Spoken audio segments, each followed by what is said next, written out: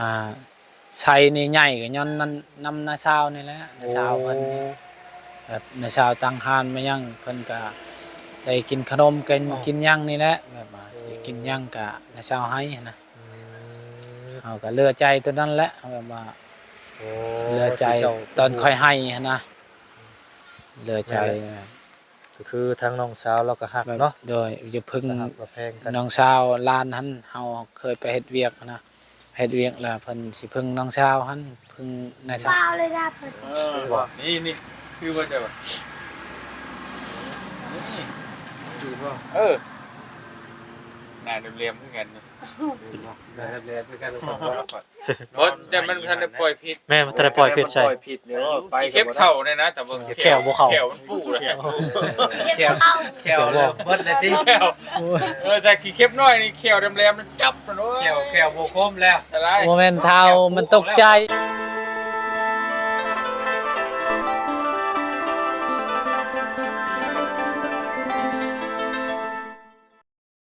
น้องพี่น้องหลังจากมาแต่หาทางน้องปูนาเพิ่นก็ลงมาจอบมาเยี่ยมยามทางน้องไซเพิ่นก่อนน้องพี่น้องเพิ่นเป็นจังไดน้องพี่น้องเพราะว่าช่วงนี้เพิ่นก็ยังจิตใจเศร้าหมองอยู่น้องพี่น้องเรือนซานบ้านซ่องพี่น้องทางน้องไซนั่นแหละคือน้าสาวเพิ่นนั่นแหละน้องพี่น้องเนาะเมื่อคืนนี้ก็เกิดเหตุการณ์ที่บ่คาดคิดไฟไหม้พี่น้องเนาะก็บ่ฮู้สาเหตุบางคนก็ว่าไฟไหม้บางคนก็ว่ามันยังก็สร้างคอนเทนต์บ่คอมเมนต์ทางบ่ไลเพิ่นเนาะพี่น้องว่าต้องพี่น้องกับไผเด้เนาะสิมาสร้างคอนเทนต์พี่น้องเนาะเรือนซานบ้านซ่องใหม่ปานนี้พี่น้องเนาะบ่กล้าลงทุนดอกพี่น้องเนาะพี่น้องก็เข้าไปหาทางเพิ่นก่อนพี่น้องเนาะไปพี่น้องก็มาฮอดจอดถึงเนาะนี่แหละทางเพื่อนน้องไซเพิ่นมาก็พบเจอทางบ่าวบุญคงสบายดีบ่าวบุญคงเนาะต้องสิไปทางใดนี่ฮะว่าสิอันนั้นมาแต่ส่งเงินเพิ่นค่าเบียร์ยังมันส่งเงินค่าเบียร์เพิ่นเเป็นจังไดอันทางลุงเพิ่นมาแล้วบ่ตองหมอยังอาการยังอันนั้นบ่ยังแฮงอยู่บ่ค่ะบ่ปานได้แล้วบ่ปานได้แล้วเด้อเพียงแต่ว่าพักผ่อนซื่อๆเนาะโดยนั่นแหละแต่ว่ายังแบบว่ายังน้อยนึงแบบว่าหายใจเพิ่นหั่นนะเมื่อวานนี้แหละเพิ่นหนักเมื่อวานนี้ใส่ออกซิเจนวันนี้โดยเข้าห้องฉุกเฉินเพิ่นนะวันฮักกะมาเนาะเจ้าน่ะโดยคิดว่ากำลังสิไปฮักกะมาเนาะโดยเป็นได้เก็บเครื่องเก็บของแล้วบ่อนามัยแล้วบ่ในเฮือนน่ะโดยเพิ่นเก็บกวดแล้วเรียบร้อยแล้วโดยข้าวสารก็เอาออกแล้วบ่หรือว่ายังออกแล้วออกให้อันนั้นคือได้ยินข่าวไก่ให้ยังนั่นแหละคือได้ยินข่าวว่าอันเงินคนพบแล้วบ่หรือใดๆเงินทางตู้ยังก็อันเงินนั่นที่ว่าเพิ่นนั่นหานะเห็นแล้วแต่ว่าบ่เหลือบ่มันบ่ไปใช้ได้อยู่บ่พอบ่ได้เลยโดยเราไปไว้อยู่ไสน่ะบ่อนใดเราไว้มีแต่บ่อนเรานอนหั่นเรานอนเนาะคือว่าแหละคุมื้อนี้มันแบบบ่คือทันสมัยคือบ่อนเพิ่นอยู่นั่นถึงสิทันสมัยก็อยากเข้าไว้ตู้เซฟสินั่นได้เนาะแต่ว่าเงินเฮามันบ่ลงหลายนะเพิ่นเอาไว้ในบัญชีเงินก็แล้วแม่นๆไว้ในบัญชีก็อาจสิได้อยู่เพิ่นเอาบ่ได้ใช้เนาะนี่บ่ได้ใช้แต่สัมมโนเราก็มีติสัมมโนบ่มีบ่มีใช้นำกันนำเขาใช้นำกันเลยบ่ได้คือเก่าไปเปิดบัญชีก็ได้แม่นแหละได้คือในจำนวนอยู่เท่าไหร่ก็20 ล้าน20 ล้านเงินสด20 ล้านเงินที่เราหามาแบบได้อันนี้เงินเราแบบว่าตัดเย็บมายังนี่แหละแล้วก็เงินหาโดยน้ำพักน้ำแรงเนาะโดยเก็บเพื่อสิได้มันง่ายได้อีกค้าขายแบบค้าขายเล็กๆน้อยๆนี่แล้วก็ไว้อยู่ห้านแล้วก็ให้พ่อเบิ่งให้พ่อเบิ่งเงินนี่เป็นเงินทางตู้หรือว่าเงินทางน้องสาวเงินทางน้องสาวตู้ราชินีมาแต่ใช้นะแต่บัดนี้ให้ทางตู้เพิ่นเบิ่งโดยแม่นแหละพี่น้องเนาะก็ยังเป็นหนี้อยู่เนาะโดยหนี้อยู่10เท่าไหร่ก็10 ปลายล้านบ่นี่เวียดนี่เวียดเอาเบียร์มาว่าซั่นเนาะโดยเบียร์นี่เครื่องขาดบ่ถึงเลยพี่น้องเอ้ยก็ทางบ่าวบุญคงก็บ่จักทางไปแล้วก็เนาะไปใส่ยังครัวไปครัวกันยังใส่แล้วก็ได้แล้วก็แล่นนำเพิ่นทั้งพี่กับบ่ติพี่น้องเอ้ยดับเหตุการณ์บ่ทันว่าซั่นซะเนาะก็บ่เป็นหยังเพิ่นเลยใช้นี่ใหญ่ก็ย้อนนั้นนำนาชาวนี่แหละนาชาวเพิ่นแบบนาชาวตั้งห้านมายังเพิ่นก็ได้กินขนม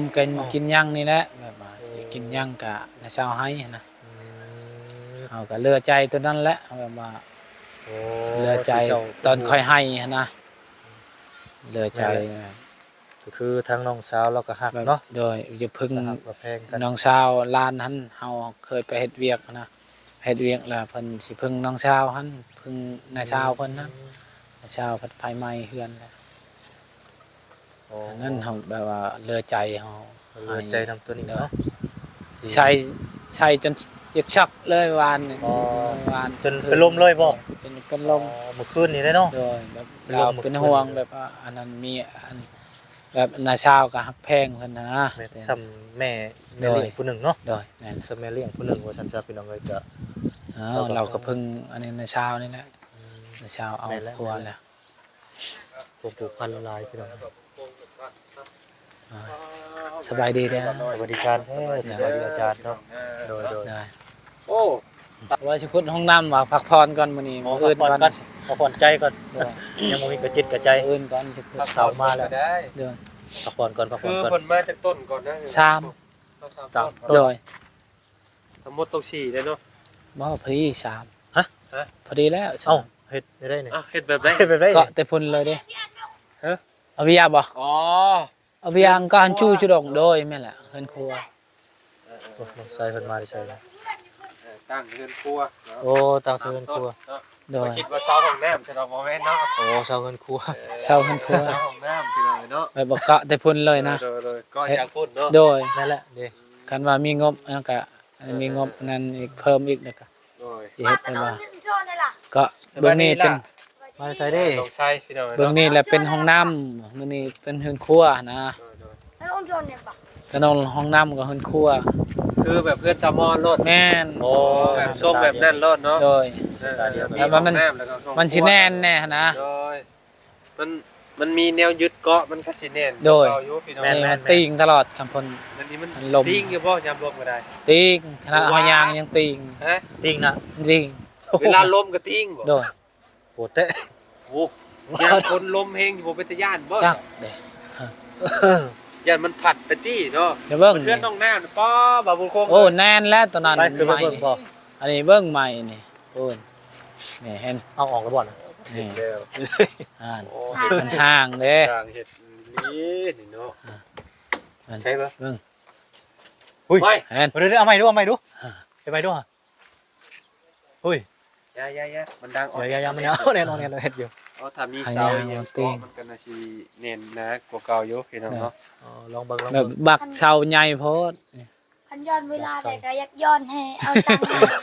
มา อย่าแล้วลูกอ่ะ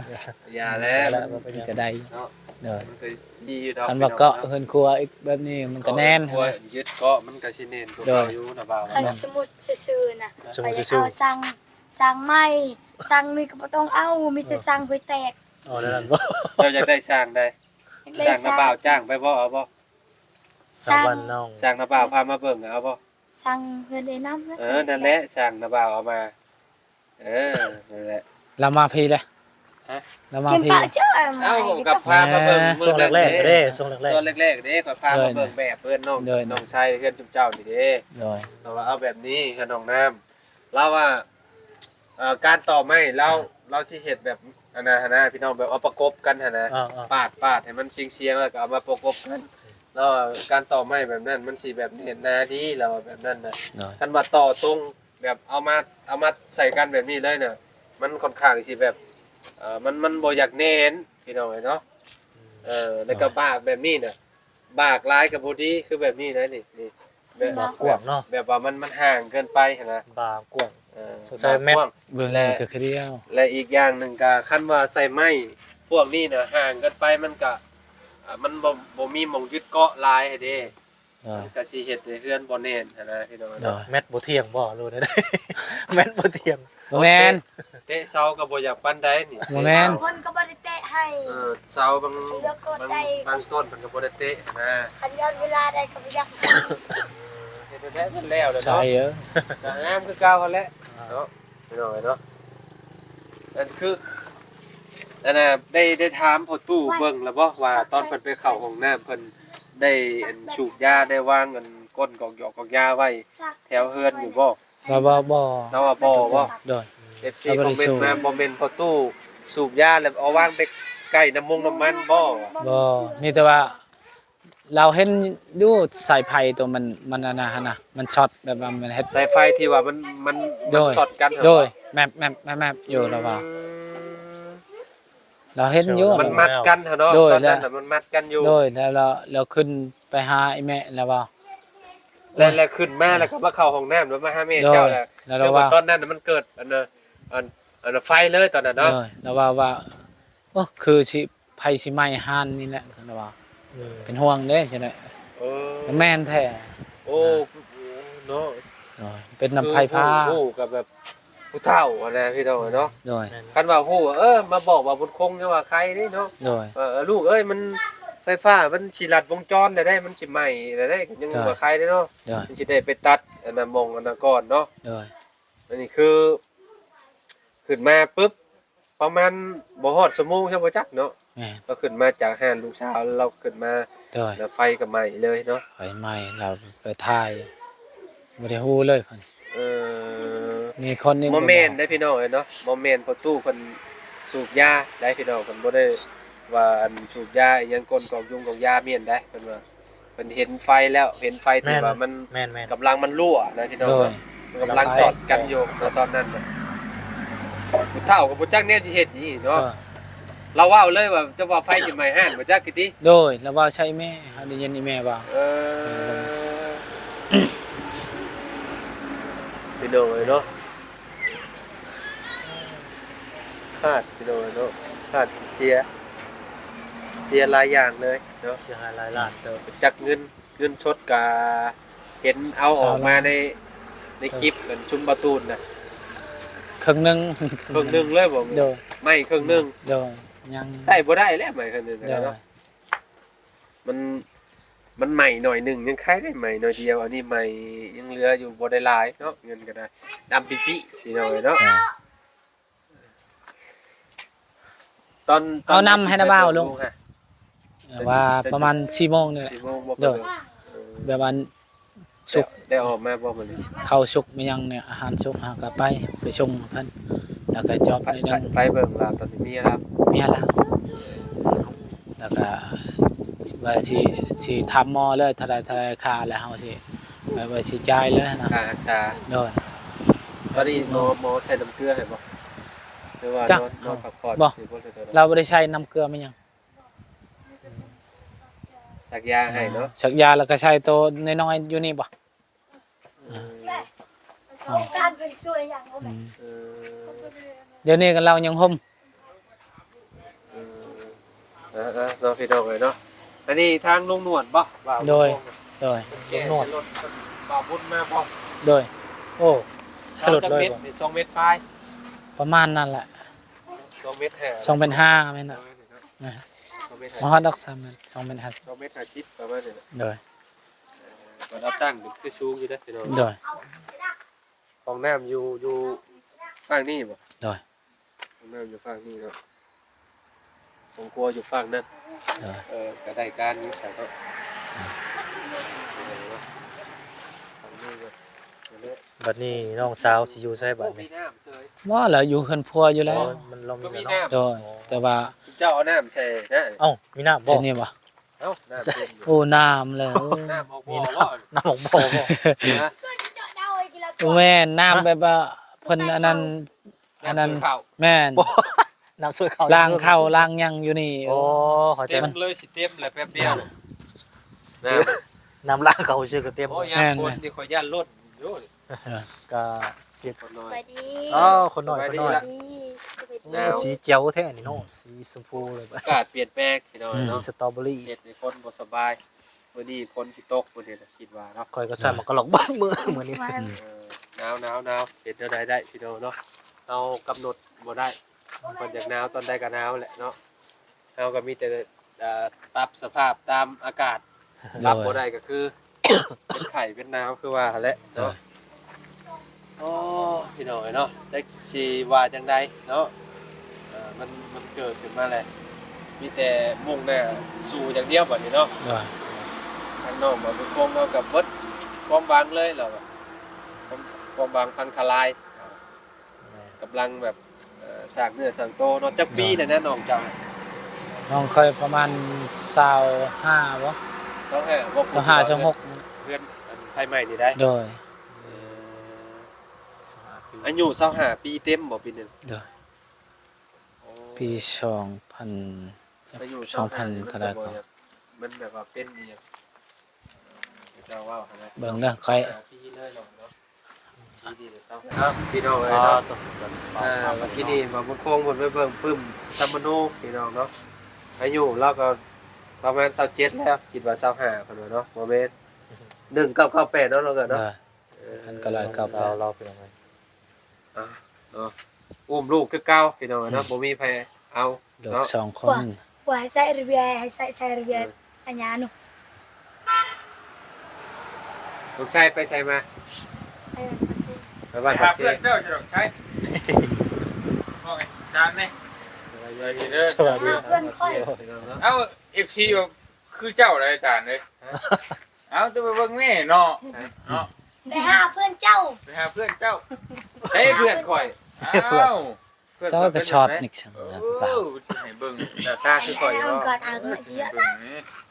หลอกคือก่อยอยู่เนาะ คือระบาวเลยนะเพื่อน นี่คือว่าจะแบบนี่ คือบ่ หน้าเรียมๆเหมือนกันเนาะ ได้เรียนคือกันสองบ่เอาเพื่อนก่อยพี่น้องเนาะน้องชายบ่คือว่าซั่นเมื่อวานนี่เห็นคนใหม่คนตอกอยู่เมื่อวานนี่เนาะ กันนี่แล้วคนไม่ไปให้เพื่อนเจ้านี่เร็ว มื้อนี้แล้วบ่ได้ช่วยเพิ่น มื้อนี้ เป็นยังคนหลายอยู่มันนี่ โดย คนหลายอยู่ เป็นคนซอยกันหลายอยู่วันนี้เนาะ นั่นแหละก็ให้เพิ่นกินน้ำกินในอยู่ก็นั่นแหละเพิ่นช่วยเฮ็ดได้ โดย อันนี้ก็ช่วยนี่ก็ช่วยกินอย่างเดียวกินไปเลยเอาหยอกได้พี่น้องเนาะ โดย ช่วยกันนั่นแหละน้องเพิ่นก็เป็นผู้เปย์ผู้ยังเพราะว่า เพราะว่าข้ามไปฝั่งนั้นเพิ่นบางคนก็ว่าบ่อันนั้นปานนั้นเนาะ เพิ่นอยากได้ ศาลาบ่อยากได้เพิ่นหลายคนเนาะหลายคนนั่นแหละคือว่า ซอยกินแน่ซอยไปนะ ซอยไปซอยแปรพร้อม ช่วยได้หลายอย่างอยู่ ขึ้นเอานำในให้นะบ่าว บ่เป็นหยังนี่มาบ่เป็นหลายชายบ่เป็นหยัง หนาว เดี๋ยวนะบ่าว เพิ่น จะ จะ ไป กิ แล้ว นน้ำมันแล้วจังว่าวันเพิ่นว่าเวียกกัน ตอนแรงๆเนาะเจ้าไปอันนั้นเนาะ โดย หาลุงเนาะ โดย เป็นจังได๋ ไปละ น้องไปเท่าบ่ โดย เพิ่นเป็นจังได๋เพิ่นใครอยู่บ่ คือเก้าเพิ่น คือเก่า เก่า โดย มันก็วนไปหาหมอแล้ว เพิ่น ยังให้จะพืชคือเก่าน่ะ แม่น เอาเลย เพิ่นยัง ไปเบิ่งหมออีก บ่ได้ แม่ เอ ไปซื้อยาอยู่รอ บ่ได้ ยัง ไป ฝืดยังบ่หายใจ โดย อืมยังบ่ใครโอ้ ใช่เขาทำบ่คล้ายๆนั่นแหละจ้ะบ่ นั่นอีก ว่าจะอากาศหนาวที่มันก็จากนั้นนะ แม่น ถ้ามันหนาวนะอันตรายปอดนี่ แม่คนเป็นปอด ต้องอยู่ใน คื อุณ ว่า หภูมิที่อุ่น เพราะเคยว่าแบบว่าให้เรางดก้อนอย่าสูบครับ ๆ บ่ต้องงดอยู่แล้วอย่าสูบงดไว้เลย สูบ บ่สูบเลยเลยบ่สูบเลย ถ้าเป็นไปได้เลิกไปเลยก็ดี เราบ่ได้สูบแล้วเดี๋ยวนี้ อืม นี่ของน้ำก็ใส่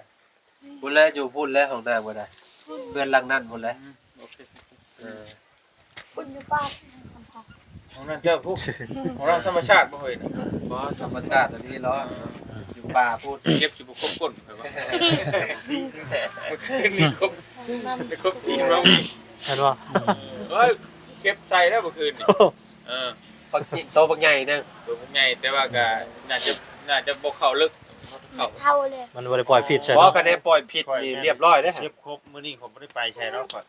บ่แต่มันทันได้ปล่อยพิษ แม่มันจะได้ปล่อยผิดใช่ ปล่อยผิดเดี๋ยวไป เก็บเท่าเนี่ยนะแต่ว่า แขวบ่เข้า แขวมันปูเลย เรียกเท่า แขวเลยเบิดเลยติ แขวแต่ขี้เข็บน้อยนี่แขวแหลมๆมันจับมันโอ้ย แขวบ่คมแล้ว อะไร โมเมนต์เท้ามันตกใจนะ มันจะ ใจ เออก ำลังโยมฟดแบบนี้ทุกทีเลย โอ้ยานแหนทกตีนทันนะเนาะ พูดแบบนี้ คันมาทกบ่ทันเห็นปะ แบบในบ้านนี่สิกันกับกูดแบบนี้ เออ ข่อยนอนให้มันคืนนะข่อย โอ้บัวแล้วเก็บ สาว เนาะ เบิดตีงโตนี่คือว่าพ่อจะเบิดแล้วแหละ กินข้าวกินน้ำแล้วบ่ ย มื้อนี้ได้กินอยู่บ่ข้าวน้ำ3ปลา โอ้ยเมื่อยได้พี่น้องเดี๋ยวมันคืนเฮ็ดได้ แม่น รับก็ได้ ที่เฮ็ดจังได๋มันเป็นเลยเนาะอดทนเราสู้เอาพอแล้ว เดี๋ยวเจ้าสิไปเฮ็ดบ่ไม้ติมันเฮ็ดหันค่าบ่ ผ่านอยากเฮ็ดบนไม้อยู่ ก็คือว่าเฮ็ดมันเก่ามันหยังกันจังแต่ค่อยก็สิหาช่วยกันผู้ละจังกะสีผู้ละแผ่น2แผ่นเนาะก็ว่ากันพอได้มุงที่หยังนะเฮ็ดได้แต่เสื้อผู้ใหญ่เพิ่นบ่ช่วยก็เฮานี่แหละช่วยผู้ละ2 3แผ่นที่5แผ่นได้อยู่ดอกฉะนั้นพอได้มุงแต่ว่าคำนั้นก็จังว่ากันคือจะไปเฮ็ดบ่ใหม่ก็เพราะว่ามันอีต้นนะพี่น้องเนาะเราก็ เปิดสิสร้างบ่ได้เนาะ เราก็บ่กล้าเลยเฮ็ดหยัง บ่อนเก่าเนี่ยบ่เฮ็ดซะแล้วบ่อนเก่าเนี่ย บ่กล้าเฮ็ดข่อยก็คือเรื่อง มัน มีเหตุการณ์คือ มันมีเหตุการณ์หนึ่งแล้วมันก็บ่คักแล้วแต่มันมาเฮ็ดอีกก็ได้ บ่คิดเลยเดี๋ยวมันมีสเปคโอ้โห บ่มีหยังอันนี้หรอก มีอีกแน่นอนได้อีหล่ะ อันนี้จัง เออ เข้าใจเข้ามานี่จังไม่แน่นอนชีวิตคนเราไม่แน่นอน อันนี้ยังซ้ำนี่ตอนไหนตายอีกบัด เออ ฮู้ว่ามื้อใดเฮาสิตายได้อบัดนี้อยู่ๆก็แก๊ก แม่น เลยก็นี่ แม่น พูดแต่มื้อเกิดออกมา นั่นแหละฮะตะเบาถึงบอกว่าให้เฮ็ดความดีไว้มันบ่มีอย่างแน่นอนอืม ตื่นมาเห็นหน้ากันจังหวะยังได้เนาะเอาเตียงพี่น้องเอ้ยเนาะประมาณนี้แหละพี่น้องเอ้ยเนาะกลับมาให้กำลังใจกันพี่น้องเอ้ยเนาะเดี๋ยวจังหวะกันอีกเทื่อนึงพี่น้องเอ้ยเนาะทางเจ้าสิไปทางใดต่อ ถ้าว่าพวกกับคนละที่ลงเลาะลงไปพุ่นเลย และพอก็เลาะลงไปทาง กินข้าวกินน้ำหรือเปล่าบ่ เตี เต้ ยงก็ได้เนาะ ไปพุ่นก็เบาวังคนหาสุกินเรียบร้อยแล้ว อันนี้ก็ไปกินท่านไปค่าลมดีอันนี้ก็ได้ แม่น แล้วเอาที่ไหนจะได้ บักข้าวอยู่หลังรถพุ่นแล้วเบา บ่เขาบอกเพิ่นเมื่อวานนี้ว่า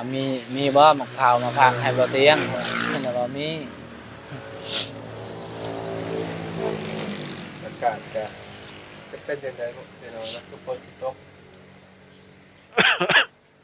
ไปสักกลับปะเลยนะมาบุคคล โด นะ ย ไปหาบ้านเกียงจอมก่อนไปหาน้องวีก่อน แม่ท่านได้ไปหา บ่ได้ไปหาน้องวีก็แต่เมื่อเห็นอันเพื่อนเพิ่นแล้วบ่ได้ไปเลยเพื่อนห้องครัวแล้วแล้วพี่น้องห้องนอนแม่แล้วนะเจ้าก็สิลงผมบ่ ลงรอลงพุ่นแล้ว โอเคไปนำกัน แล้ว เริ่มค่ำเลยนะพี่น้อง 4 โมง 4 โมงแรงเลย แล้วมีหยัง ไว้ ยังเศร้าเลยนะ คือยังเช้าบ่เจ้าว่าบ่มีแดดเด้ ขึ้นตลอดเนาะ กาช่างเป็นเนาะเฮ้ยเนาะ เด้ เมื่อวานนี่เพิ่นฮอด ฮ้อนผมก็อยากแตกเมื่อวาน หนาวแล้ว อ๋อจนตาย โอ้ลงจากรถแล้วว่า